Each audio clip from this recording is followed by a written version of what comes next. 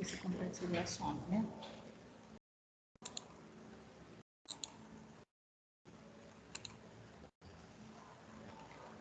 Olá, pessoal. Tudo bem com vocês? Estamos aqui, então, para mais uma TPC no Núcleo Pedagógico. Hoje comigo, Luana, PCNP de Matemática, a Vânia de Matemática também, a Sofia Vasques de Educação Especial e a Mônica Deltrégia de Programas e Projetos da pasta. Então, vou passar aqui para vocês verem todos, falarem um oi e depois a gente iniciar, ok?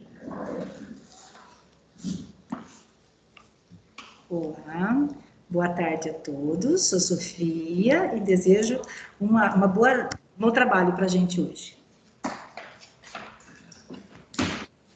Boa tarde, aqui é a Mônica, uma excelente formação para todos nós. Olá, que todos tenhamos uma ótima formação.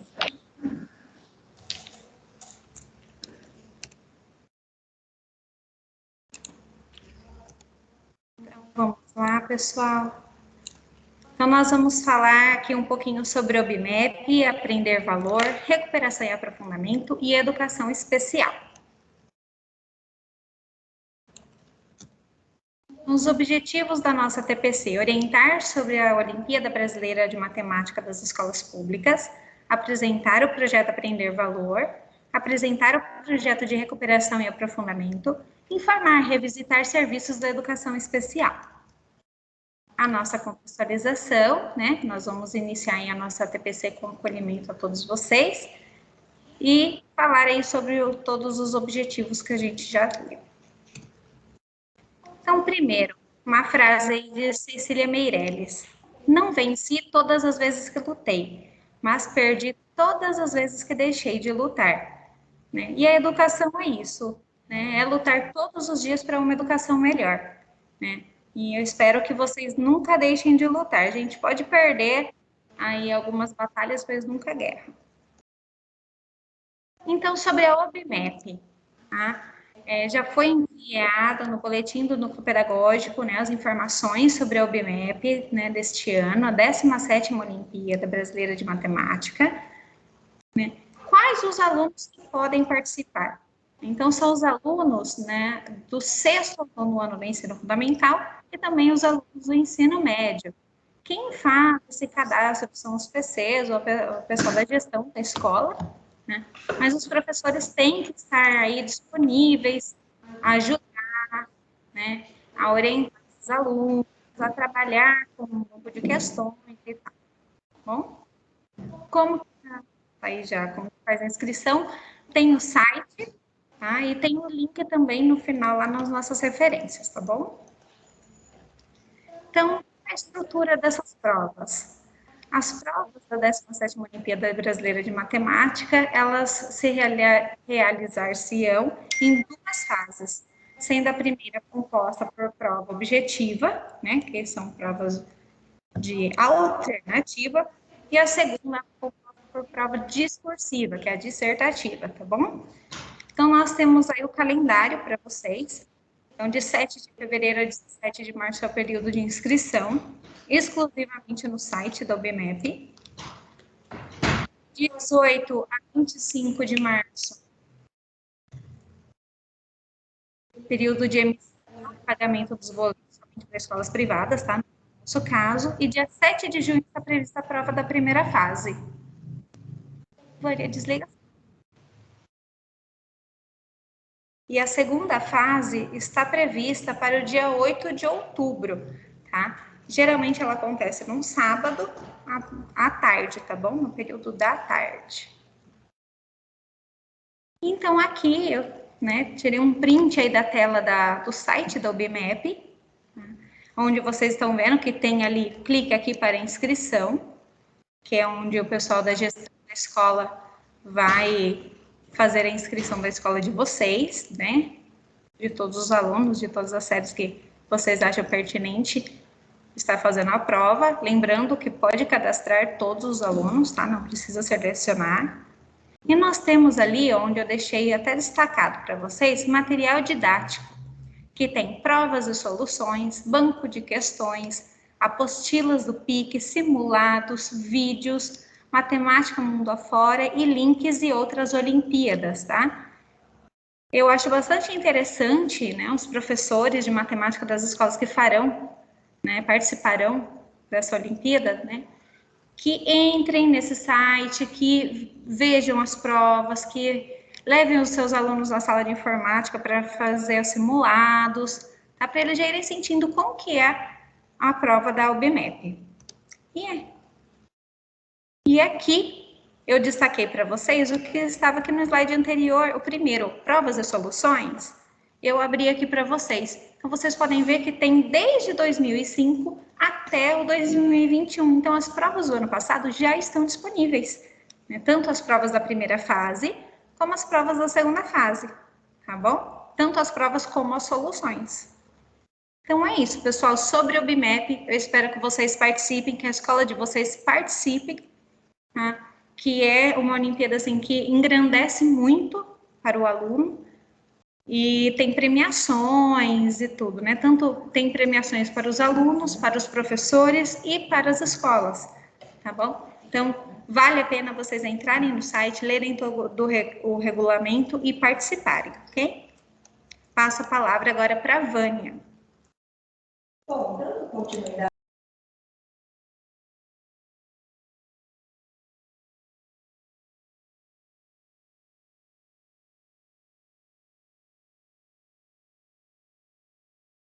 Bom, dando continuidade, então, à nossa segunda formação, vou falar um pouquinho para vocês sobre o programa de educação financeira. O ano passado, algumas escolas aderiram ao programa e está estendido também para este ano, né? O programa Aprender Valor, ele é elaborado pelo Banco Central, né? E ele é custeado, né, pelo Fundo de Direitos difusos, né, da segurança pública, né? Pode passar o slide, por favor? Só lembrando que esse mapa que está aí do Brasil, esses pontinhos verdes, eles representam aí os estados que estão participando desse programa. Pode passar, por favor. Então, o que é esse programa? Ele leva a educação financeira para as escolas, né? Os alunos serão contemplados, né, com educação financeira, e eles também têm nessas aulas, eles são contemplados com educação financeira, língua portuguesa, matemática e ciências humanas, como isso foi estabelecido aí pelo BNCC. Tem mais de 12 mil escolas participando aqui no Brasil, no território nacional, né? As formações, elas são online para os professores e gestores, e aí os alunos receberão aí em sala de aula, ministrados aí pelos professores, tá? E os professores que participarem, também vai ter um módulo exclusivo para a sua educação financeira pessoal. Então, lembrando, é do primeiro aninho até o 9º ano do ensino fundamental, né, os alunos que podem participar, e o cadastro é feito pelo diretor da unidade escolar. Lembrando que a nossa diretoria fez adesão, então, para as escolas da nossa diretoria que queiram participar, o diretor faz o cadastro com o seu CPF. E o prazo, então, foi até dia 25 de fevereiro. Porém, há uma conversa que talvez reabra esse prazo, tá? Seja estendido, mas não há nada certo ainda. Pode passar, por favor. Bom, falando então agora da recuperação e aprofundamento do programa, por que é tão importante a gente apoiar essa recuperação, esse reforço, né? Pode passar. A SEDUC, ela fez um levantamento e observamos a queda na aprendizagem. Então, olha, são expressivos os números em língua portuguesa, em matemática, principalmente nos 5º anos do ensino fundamental. Notem que todas as séries, né, as principais, aí, os finais de ciclos, todas elas têm uma queda bem significativa. Então, o momento é propício, né, para aprofundarmos ainda mais no programa de recuperação e aprofundamento. Pode passar. Então, quais são os objetivos desse programa, né? É simplesmente proporcionar ao estudante a possibilidade dele aprender aquilo que é essencial para ele, para que ele consiga depois seguir a sua trajetória escolar. Pode passar. Então, a SEDUC, ela proporciona para nós, nesse momento, para esse ano, 3 projetos, que é o Recuperação e Aprofundamento, que a gente trabalha com o caderninho Aprender Sempre. Também temos aí uma novidade para esse ano, que é o programa Aprender Juntos, e o Além da Escola, que já é conhecido, mas que também será estendido para os anos iniciais, né? Quais são os principais elementos, então, do programa Recuperação e Aprofundamento? Os principais é o currículo com foco nas habilidades essenciais. Os recursos didáticos são extremamente importantes, quais os materiais que serão utilizados, a formação dos professores para que seja aplicado, né, esse programa, a tecnologia aí disponibilizada pelo CMSP, né, como apoio na aprendizagem, o acompanhamento, monitoramento é super importante, é fundamental para que ninguém fique para trás, para que todos os alunos consigam avançar, né, na sua aprendizagem. A avaliação também é um ponto importante, as diagnósticas e as formativas. As diagnósticas são para levantar resultados e as formativas são aquelas que a gente trabalha todo o processo de ensino-aprendizagem, né? São as observações, o comportamento, o desenvolvimento, o desempenho dos alunos. Então, uma série de critérios que trabalha a avaliação formativa. Pode passar, por favor. Bom, o caderninho Aprender Sempre, que traz aí as sequências didáticas, aqui para lembrar que todos os anos séries têm língua portuguesa e matemática, e ele é bimestral. E o 9º ano e 3ª série do ensino médio recebem aí também de ciências da natureza. Pode passar. Bom, o que a SEDUC traz para nós aí de proposta, né? A trabalhar os agrupamentos nessa proposta de recuperação e aprofundamento. O que ele diz? Fazer um diagnóstico das habilidades para fazer os agrupamentos dos alunos, desenvolver atividades personalizadas e uma ferramenta digital que é muito utilizado pela SEDUC, que ela indica muito para nós trabalharmos, é a Khan Academy, que a maioria dos professores já conhecem e utilizam. Vale aqui lembrar também das avaliações, conforme eu falei no slide anterior, as formativas e as diagnósticas. O que as formativas traz de positivo? O que nós podemos retirar das avaliações formativas? E qual da diagnóstica, né? Pode passar. Bom, aqui nós trazemos as metodologias como proposta, né? Todos nós já conhecemos essas metodologias, desde o início da pandemia, a gente já vem falando e trabalhando e fazendo formações sobre elas. Então, olha, aprendizagem entre pares, sala de aula invertida, a contação de histórias, a aprendizagem baseada em projetos, a rotação por estações.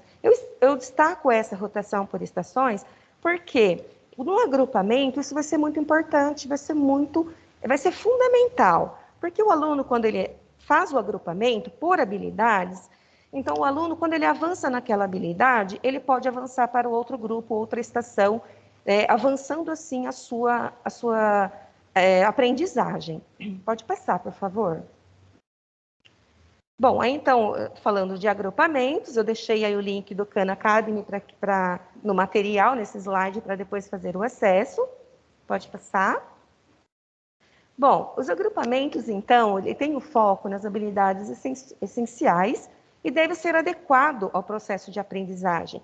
Como eu disse, os alunos eles vão passar por as estações. Então, temos lá várias habilidades, vários grupos. Então, os alunos eles podem transitar entre os grupos, né, passando por todas as habilidades. E o que é uma coisa muito bacana também que promove esse agrupamento é o maior engajamento dos estudantes, é o mão na massa, são as atividades colaborativas, é o espírito de trabalho em equipe, é a empatia, desenvolve uma série de outras de competências socioemocionais. Pode passar. Bom, quais são as premissas, então, para agrupar esses estudantes na escola? Nós temos que levar em conta os saberes dos estudantes, o que eles já sabem. Por isso é tão importante fazer um diagnóstico, né? Ancora-se na análise de resultados de diferentes instrumentos. Então, de que forma você vai avaliar? Você pode usar os resultados das APs, as avaliações internas e externas, as observações, conforme eu já comentei, o desempenho em sala de aula, o trabalho em equipe, o esforço do aluno, o desempenho dele, né? Tudo deve ser levado em consideração. Então, considera-se que estudantes, em agrupamentos, a gente pode pensar assim, habilidades, os conhecimentos similares, que são bem próximos. Não precisa ser iguais, só a mesma habilidade, todos tenham uma dificuldade numa mesma habilidade. Então, pode ser similares, bem próximos, né? Organiza-se atividades diferenciadas em todos os níveis, para que então os alunos possam estar engajados. Por favor, pode passar. Então, aí os agrupamentos, de acordo com as necessidades do aluno, o que o professor pode definir, né, com a gestão da escola? Ele pode definir aí um dia da semana para fazer esses agrupamentos, né, esse trabalho de recuperação, ou ele pode estabelecer um período, né, diário, e aí o professor ele vai conversar com a gestão da escola e decidir o que é melhor, o que mais é condizente na escola nesse momento. Pode passar. Bom, agrupamentos dentro da mesma turma. Como eu disse, o planejamento é fundamental, né, na esteira aí das habilidades essenciais. A personalização das atividades. Quando os alunos são agrupados dentro de uma mesma turma, acontece que a gente consegue personalizar essas atividades, né, de acordo com o desenvolvimento, fica muito mais próximo, né, da realidade do aluno. E o favorecimento das atividades que exigem trabalho colaborativo. Então, o que permite os agrupamentos? No que se refere à melhoria das aprendizagens, né? Os agrupamentos, ele qualifica a aprendizagem, pois permite que os saberes sejam melhor compartilhados, discutidos, né, confrontados, modificados. E os estudantes, aí eles trabalham a competência do protagonismo, né? Ele consegue se desenvolver, ele consegue desenvolver a autonomia, ele consegue desenvolver empatia, ele consegue esse trabalho, essa vontade de ajudar o outro, né? Nesse processo de ensino-aprendizagem, temos muitos alunos na escola que são alunos que a gente chamava, né, de alunos parceiros, né? E existem muitos alunos que gostam, né, de ser os parceiros, líderes de grupos, né? Mas é importante que eles todos tenham um papel de autonomia e tenham um papel aí de protagonista, né? Os agrupamentos, qual a relevância? Então, de novo falando, a socialização, pensando que esse tempo de pandemia, esses tempos que ficaram remotos, esse tempo que muitos alunos ficaram em revezamento na escola, esse momento, nesse ano, nós estamos 100% presencial. Então, a socialização desses alunos é muito importante, né? E quando você aplica e promove esse agrupamento, o aluno passando de estação em estação, ele vai conseguir socializar com mais alunos ainda, com mais pares, né? Bom, ele vai promover a divisão de tarefas, então cada aluno tem uma tarefa a seguir. Também o compartilhamento de experiências, né? Muito legal isso. E, por fim, afinidade. Pode passar, Luana. Bom, este ano nós temos uma previsão de aplicação da fluência leitora nos anos iniciais. O ano passado foi aplicado também para a língua portuguesa, né, nos anos iniciais, no sexto ano, anos iniciais e sexto ano. Esse ano a proposta continua para o segundo semestre. Acreditamos que seja a previsão para agosto, seria adiantado esse ano. Ano passado, se eu não me engano, foi em novembro. Então, para esse ano, acho que vai adiantar um pouco para agosto, tá? Então, as escolas vão se preparando para fazer esse teste da fluência leitora, que é um dos indicadores muito importantes para o próximo planejamento, né? Os anos iniciais costumam utilizar muito a fluência leitora para aí, seus planos de recuperação, seus planos de ação. E a proposta para o sexto ano continua, né? Esse programa ele tem muito a oferecer.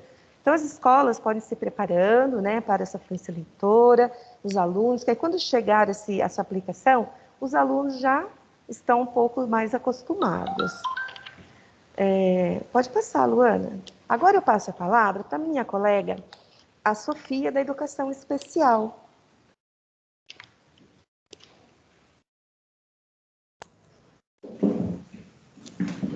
Boa tarde, né? Eu sei que para alguns talvez seja bom dia, talvez para outros seja boa noite, né? Depende da necessidade de cada um e de quando cada um vai estar assistindo essa TPC.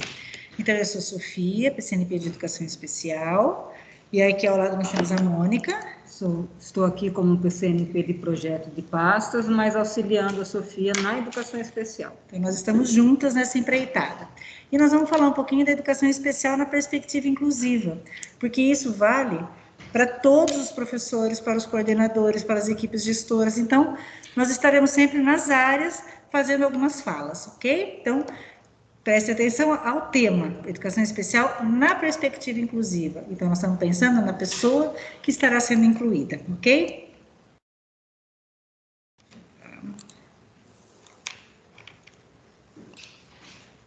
Então, quem é o público do atendimento educacional especializado, né?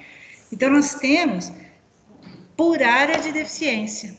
Então, o deficiente auditivo, a pessoa com deficiência visual, a intelectual, a física, o transtorno do espectro autista ou as altas habilidades de superdotação. Esses são o público da educação especial e inclusiva, tá?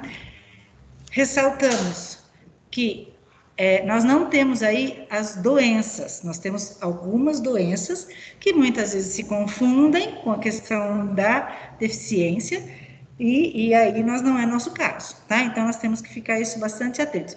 Vou colocar um exemplo que muitas vezes acontece. Esquizofrenia. Esquizofrenia não é público-alvo da educação especial, apesar dele mostrar muitas coisas que sejam, mas esquizofrenia precisa ter um tratamento clínico associado. Bom, então, se ele tiver, sim, na comorbidade junto, uma deficiência com esquizofrenia, como nós temos alguns alunos, então esse é um dos casos que a gente atende, mas tem que estar junto com uma dessas deficiências, ok? Pode ir, Mônica. Aí, bom, então, tá. Então, assim, para a gente pensar num tamanho maior, então nós falamos do público, e quem esse público atende? De que forma ele é organizado? Então, nós temos uma lei maior, que é a Lei 13.146, de 2015, que ela é a Lei Brasileira de Inclusão, que ela é o Estatuto da Pessoa com Deficiência. E, no seu capítulo 4, ela vai falar do direito à educação, ok? Então, ali ela tem todas as prerrogativas, falando né, da questão educacional da pessoa com deficiência em todo o território nacional, todas as previsibilidades, inclusive da rede particular, da rede pública. Então, essa é a primeira lei que a gente pensa na questão da pessoa com deficiência, tá? Depois vem a resolução SE68, que é o que nós vemos frequentemente dentro da escola, na rede estadual, que rege diretamente aqui os nossos atendimentos. Então, dentro dela, se coloca como atendimento as salas de recursos, que hoje são frequentes na maioria das escolas, a itinerância, ela tem a mesma função da sala de recursos, mas quando a escola não comporta o espaço físico para essa sala, pode ocorrer a itinerância onde um professor vai, determinado número de aulas, está atendendo esse aluno com deficiência. Nós temos também as classes hospitalares, quando um aluno está internado durante muito tempo, período de 6 meses em diante, para tratamento, não necessariamente aí com a deficiência, né, um tratamento de câncer, alguma outra coisa, então é disponibilizado um professor para fazer o atendimento dentro do hospital. A classe regida por professor especializado já não é mais uma realidade aqui no nosso estado, né, que eram as antigas classes especiais que tinham nas escolas. E professores interlocutores de Libras, que atende o público do deficiente auditivo, e o guia intérprete, que está ligado aí para o deficiente visual. Associado à deficiência Associado à deficiência auditiva. Não é ainda uma realidade muito grande, mas que estão começando a chegar na rede também. O atendimento educacional especializado é o nome que se dá tanto às questões de sala de recursos quanto das itinerâncias, então a gente chama de AEE. E aí, só para a gente entender, cada sala de recursos, né, uma sala de recursos ela pode ter até 3 turmas, mas cada turma são 10 aulas, então em cada turminha para 10 aulas atende até 7 alunos. E dentre essas 10 aulas, 8 aulas é o trabalho direto do professor especializado com o aluno, e 2 aulas de observação em classe comum, onde o professor especializado pode e deve estar, porque faz parte da carga horária dele estar dentro da classe comum, não só observando, mas também conversando com o professor, né, com os professores regentes das turmas, auxiliando nas questões de inclusão. Isso não quer dizer fazer pelo aluno, isso quer dizer pensar juntos em melhores estratégias para atender. Vânia falou há pouquíssimo momento falando em trabalho colaborativo. É isso que a gente pensa, é trabalharmos em colaboração, em prol do nosso estudante com deficiência, tá? E nos casos de itinerância, que eu coloquei uma sigla aí de ITI, né? Mesmo esquema, 10 aulas, só que aí eu atendo até 3 alunos. Por quê? Porque eu não tenho espaço físico para atender, como a Mônica falou. E aí são 6 aulas diretamente com o aluno e 4 aulas de observação em classe comum, ou seja, desse trabalho colaborativo aí junto na classe comum, ok? E aí nós vamos estar dentro da escola com um linguajar aqui um pouco mais conhecido de vocês, né, onde tem o aluno com deficiência, que é o anexo 1, o anexo 2 e o anexo 3. O anexo 1, ele é realizado pela equipe escolar. Quem é que vai fazer parte dessa equipe escolar? A gestão da escola, os professores. Se a escola tem uma sala de recurso ou um atendimento de itinerância, o professor especializado e junto com a família. Então, é feito todo um levantamento do histórico desse aluno, da história dele de quando iniciou a sua trajetória escolar, se ele passa por atendimento, se ele já passou por atendimento, se ele tem um laudo, tudo em conversa e em trocas com toda a equipe da escola e a família. Tendo esse plano, o aluno, geralmente, quando ele é público-alvo, né, ele vai ser inserido dentro da sala de recurso, e o professor da sala de recurso é que vai fazer o anexo 2. O anexo 2, esse professor, ele vai pegar as habilidades e competências desse aluno, para poder estruturar o trabalho dele dentro da sala de recursos. Então, o que ele está precisando ser trabalhado, qual é a dificuldade que esse aluno está tendo, que não está deixando ele progredir dentro da classe comum. Então, esse é o trabalho do professor dentro da sala de recursos. Não é trabalhar conteúdo da escola, não é trabalhar conteúdo das disciplinas. É trabalhar, é fazer com que o aluno consiga avançar nas dificuldades dele para conseguir acompanhar esse grupo. E o anexo 3 cabe ao professor regente da turma. Então, cada professor de cada disciplina tem que ter o preenchimento desse anexo 3, que é a adaptação curricular. Daí vem a importância daquelas 2 aulinhas de observação, 4 aulinhas de observação, que o professor da sala de recurso tem junto à equipe da escola, porque é nesse momento que ele vai poder dar dica para os professores de como está trabalhando com esse aluno, de como estar adaptando as atividades para ele, qual é o caminho mais fácil de aprendizagem para esse aluno. E dentro das classes, dentro das turmas, dentro das escolas, os professores especializados são esses das salas de recurso e das itinerâncias, tá? Então, este professor tem que ter voz e vez na escola. Talvez isso seja até mesmo um recado para os coordenadores, né? Então, por quê? Porque ele vai ter esse momento de observação em sala de aula, isso tem que ser orientado lá na escola. Tem que ter uma participação efetiva nas ATPCs. Então, esse professor especializado, a gente está chamando que ele é um agente de inclusão, ele é uma pessoa facilitadora, ele é um ponto focal ali na escola para falar dos assuntos das pessoas com deficiências, mesmo que não seja da especificidade dele, mas ele vai ter esse olhar para que a gente precisa para fazer algumas flexibilizações, alguns ajustes, tá? E para o professor especializado é muitíssimo importante que os registros, tanto da sala de recursos como das itinerâncias, eles sejam atualizados e organizados. Então, esses registros, nós da equipe sempre orientamos, mas como a Mônica falou, o anexo 2 dele, que é o plano de atendimento individualizado, tem que estar em ordem. O anexo 1 também. Então, e vale ressaltar que a TPC da semana retrasada e desta semana, da terça-feira, eles referenciaram a esse anexo 1, que é a avaliação diagnóstica pedagógica. Então, isso é super importante.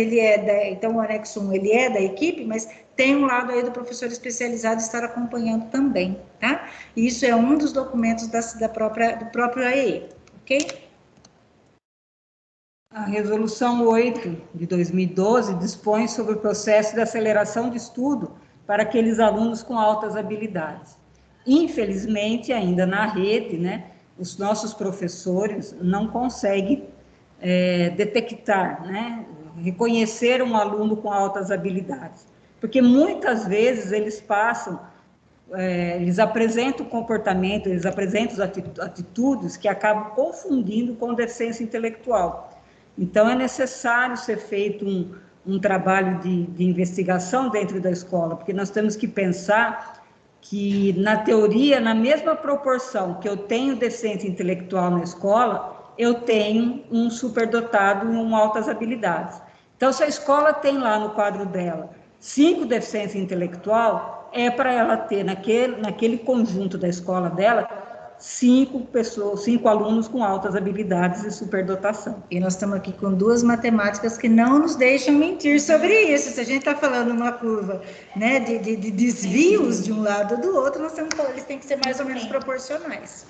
Aproveito aqui, Sofia, que você falasse um pouquinho do programa de recuperação, que eles estão também nesse processo. Sem dúvida, sem dúvida. Ele faz parte, como que o professor vai trabalhar com ele dentro desses agrupamentos? Isso, então, é exatamente isso, Vânia. Fazer esse trabalho, principalmente com os meninos com deficiência intelectual, a gente vai falar mais em deficiência intelectual e autismo, que são os casos que a gente mais tem em volume dentro das escolas, né? E aí, esses casos, eles precisam sim, o agrupamento é fundamental, porque Vygotsky já ensinou pra gente que eles trabalham dentro da zona de desenvolvimento proximal. Eu preciso do outro para aprender. Então, o nosso aluno precisa estar isso dentro desses grupos, como você acabou de colocar, que é uma das premissas aí do programa de recuperação e aprofundamento. E, né, a palavra aprofundamento, ela não é à toa, porque aí tem a ver com a resolução 8, que é o discurso do menino, que a gente não entende ele com altas habilidades lá na escola, e que ele também precisa ter uma cartinha na manga. E mas isso são coisas para as nossas próximas formações. Hoje a gente está dando a dimensão do que existe dentro da nossa rede, de forma legal, para que tudo isso seja buscado. A gente sabe que isso é gradativo, mas que tudo isso seja buscado. Tá bom? Entra nessa questão da recuperação aí o auxílio do professor da sala de recurso. Muitas vezes o aluno não tem a sala de recurso ali, mas faz em outra escola. Então, é só solicitar para o coordenador esse anexo 1, que a escola vai enviar para o professor conhecer um pouco mais sobre esse aluno que está ali na sala dele. É isso aí. É muito bom, né, a gente falar sobre isso, o aluno da educação especial. É muito importante falarmos sobre isso. E é dentro desses agrupamentos, Sofia, que eu vejo que a gente consegue identificar as altas habilidades. Né? Eu já tive experiência em sala de aula, onde aluno autista se destacou diante dos demais. Ele ensinava os demais. Eu até posso contar uma outra experiência com outro aluno, que ele não gostava de escrever no caderno, não gostava de fazer anotações. Ele chorava, isso era um martírio para ele. Então, qual era a minha ideia, né? Eu levei um quadro pequeno para ele colocar sobre a mesa dele e ele fazia ali no quadro branco, com canetas, e quando ele ia para a lousa, também no quadro negro, que era antigamente na lousa, ele fazia contas, desenvolvia os raciocínios matemáticos, ele colocava, vamos supor, a divisão, escrevia na lousa e colocava o resultado antes mesmo de fazer a conta. Eu achava incrível, todas as respostas dele sempre estavam certas. E ele vibrava, porque era uma maneira que nós encontramos juntos com ele, dele gostar daquilo, de se encantar de estar ali estudando a matemática, né? Então, ele também tinha muito gosto, né, apreço por pássaros. Então, as atividades adaptadas que eu levava para ele sempre o tema de pássaros, né? Nós vamos fazer Relacionado ao que ele gostava. Isso é legal, né, Sofia? Vamos trazer você para vir conversar com a gente, falar sobre autismo. Por que você está falando tudo isso? Que eu não vou contar para o público de hoje, né? Porque hoje nós estamos meio contar, que agora a gente tem horário com o tempo contado, né? Mas ela falou algumas características de autismo, tá? E aí a gente conversa mais, até para usar a nosso favor aí na sala de aula depois, tá? Isso é importantíssimo. Ela fez a coisa sem nem saber da teoria do negócio, né? Então, a gente vai conversar mais sobre isso, sim, né? E só falando uma coisa da pessoa com altas habilidades, apesar de a gente já ter mudado a tela, né? A gente não tem que entender que o superdotado é aquele cara que sabe tudo, aquela pessoa que tudo ela sabe, que ela é excelente em tudo. Às vezes ela pode ser em uma das coisas, tá? Às vezes nós podemos ter aquele menino terrível, vou falar menino, que é uma forma, né, genérica de aluno, de estudante, né? Mas a gente vai ter aquele estudante que ele é extremamente trabalhoso dentro da escola, que ele exige muitas estratégias, ele exige muita compreensão tanto da equipe de professores quanto de equipe gestora, que ele tem um comportamento nada esperado e adequado, e muitas vezes ele tem uma alta habilidade, tem uma questão de liderança e muito séria, e que a gente precisa canalizar para um lugar bacana, e que com muitas vezes, com um protagonismo juvenil bem direcionado, com tudo isso a gente consegue fazer com que esse menino coloque o potencial dele para fora de uma forma bacana, tá? Então, essa é uma das ideias aí, mas a gente está falando hoje, vamos retomar, senão a gente vai conversar lá do outro lado, né? Vamos retomar. Então, altas habilidades de superdotação, a gente tem sim uma legislação que ampara, que fala, que vai falar de aceleração de estudos, que vai falar de acelerar, inclusive se ele precisar acelerar, ou de enriquecimento curricular, que é mais palpável no primeiro momento. Tá? Isso eu deixo para a Mônica, que é bem a praia dela. Nós temos aí a resolução de 8 de 2016, que coloca, né, o professor intérprete, o interlocutor dentro da sala de aula, junto com o aluno surdo. Então, ele faz toda a função aí de transcrever mesmo, de tradução de que está sendo dito dentro da sala de aula, para esse aluno que possui a deficiência auditiva. Mas quem pensa a aula é o? Mas quem pensa a aula é o professor. Quando você vai se dirigir ao aluno, é para dirigir ao aluno, não ao intérprete, né? É o aluno que está ali, é ele que é seu na sala. O intérprete é só um amparo que esse aluno tem de comunicação, tá? Então, toda vez que você for dar uma aula, que você for explicar alguma coisa para esse estudante que tem deficiência auditiva, dirija-se ao estudante, não ao intérprete. Ai, Mônica, estou aqui não me aguentando, eu preciso fazer um comentário, então, você me permite. Falando aí dos sinais, né? Não só falando do aluno, mas agora pensando no professor que acompanha esse aluno, né? Eu tenho uma experiência para contar também, que eu presenciei uma professora que ela ensinou os outros alunos da sala a linguagem, né? E aí eles fizeram música, cantaram uma música com sinais. Né? Eu achei muito lindo mesmo, e me arrepia, porque fico emocionada, porque todos os alunos se engajaram, né, diante daquele aluno e cantaram junto, né, na linguagem. É só a gente ensinar eles a serem bilíngues, né? Exatamente, é uma língua, então eles estão adquirindo uma outra língua. E é uma das línguas brasileiras, sim, né? Ela é reconhecida no território. Para nós ouvintes, é a segunda língua que existe no Brasil, e para os deficientes auditivos, ela é a primeira língua e a língua portuguesa é a segunda. E isso está lá na Constituição, bonitinho. Bom, mas vamos conversar sobre isso mais para frente. Isso, nós vamos ter bastante TPC para fazer muita coisa, mas volta uma lá. Aí nós temos a resolução 25, que é de 2016, que, como a Mônica falou lá no começo, falou em classe hospitalar, nós aqui na nossa diretoria não temos classes hospitalares, mas temos o atendimento escolar domiciliar, que são alunos que têm doenças, pode ter algumas deficiências muito sérias, degenerativas, enfim, isso é uma variação médica, tem mais de 6 meses, ou seja, tem todo um passo a passo para essa situação. Nós já tivemos aluno em outros tempos, que já até se formou no médio, e temos outro hoje em andamento, né, que é com atendimento domiciliar escolar. E é uma situação bastante delicada, mas que existe, tá? Então, é sempre com afastamento acima de 6 meses, mas depende da enfermidade, ok? Então, precisa pensar nessa resolução quando acontecer uma situação dessas. Uma outra situação que a gente também tem de suporte, tudo que nós estamos falando aqui é suporte e apoio, tá? A gente vai, o spoiler da próxima conversa, nós temos a deficiência, ela é sempre pensada na quantidade de apoios necessários. Então, nós temos o profissional de apoio escolar, que é o cuidador. A gente chama de cuidador, né? E aí, o cuidador, para que ele serve? Ele serve para estudantes que não são autônomos para o autocuidado. Aquele aluno que precisa de fralda, que ele não consegue comer sozinho, porque às vezes ele tem uma dificuldade motora tão grande que ele não consegue segurar talher, mesmo que seja adaptado. Então, esses casos muito sérios, ou a questão de locomoção, que ele não consegue, por exemplo, tocar a cadeira de rodas deles. Então, coisas muito complexas que a gente tem que pedir esse profissional de apoio, tá? Não é para ser, a gente entende que muitas vezes a escola não tem a quantidade de profissionais necessários lá, mas não é, a gente não pode suprir isso com um profissional de apoio escolar. Por quê?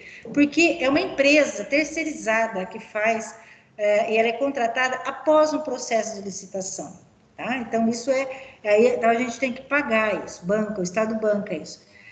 E aí, ele pode atender, um cuidador ou um profissional de apoio escolar pode atender até 3 estudantes, desde que seja no mesmo período, tá? E ele não tem cunho pedagógico nenhum, porque a exigência é que seja só ensino médio, essas pessoas têm ensino médio e o curso de cuidador. Então, eles não são professores, eles não entram na sala de aula, né? Eles já podem entrar, aprender, organizar o material ali, mas eles não têm esse cunho pedagógico, tá bom? Depois, né, nós temos aí uma quantidade de professores auxiliares imensa, mas por que nós estamos colocando aqui? Porque, na verdade, essa profissão não está prevista dentro da nossa rede estadual, essa história de professor auxiliar. Então, todos o que nós temos são liminares judiciais, tanto que já para a SEDUC já chama professor em atendimento à determinação judicial, tá? E para o município de Americana, nós temos uma ação civil pública, que casos, a depender da necessidade, ou seja, uma deficiência bastante, que precisa de muitos apoios, que aí a gente pode pensar na questão do professor auxiliar. Mas isso a gente precisa conversar depois, mais para frente, que pode ser até uma situação de exclusão, quando a gente pensa no professor auxiliar, tá bom? Os nossos PAEs, os famosos PAEs aqui, porque virou uma sigla, né, eles entendem que um bom profissional é aquele que deixa o aluno autônomo, que não precisa mais dele.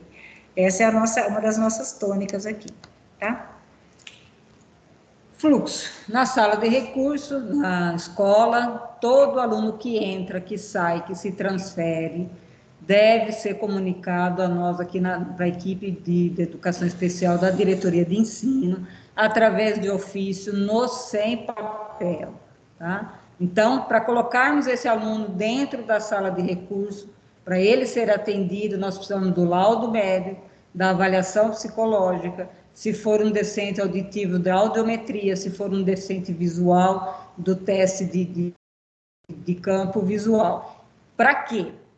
Essa questão é para determinar que o aluno possui uma deficiência, mas o foco da escola vai ser sempre o pedagógico. Então, tudo isso sempre tem que vir com uma avaliação pedagógica. O aluno é da escola e não é do professor especializado. Isso quer dizer, não é só o professor que tem que fazer todo esse processo, tá? Tem que estar junto com todo mundo na escola. E aí a gente fecha a nossa conversa falando que o ensino inclusivo não deve ser confundido com a educação especial. São duas coisas que caminham próximas. Então, embora eu contemple como força transformadora, a educação inclusiva aponta para uma sociedade mais inclusiva. Então, vamos começar assim, não falando, mas eu tenho 20 alunos e 3 inclusões. Eu tenho 23 alunos, eu tenho 23 estudantes dentro da minha sala. Tá bom? É isso, gente. Quer fechar alguma coisa, Luana? Podemos fechar? Muito obrigada, meninas, pela participação de vocês, pela presença de vocês aqui, por todos os esclarecimentos. E é isso, pessoal. Agora fica aí os materiais de apoio para vocês, tá bom? Com todos os links. Pode passar as referências, tá bom? Que vocês façam bom uso deste material, deste vídeo que nós gravamos com muito carinho para vocês. Fiquem com Deus e até a próxima. Até mais. Muito obrigada, pessoal. Obrigada, até a próxima. Obrigada, meninas, da especial. Até mais. Até mais.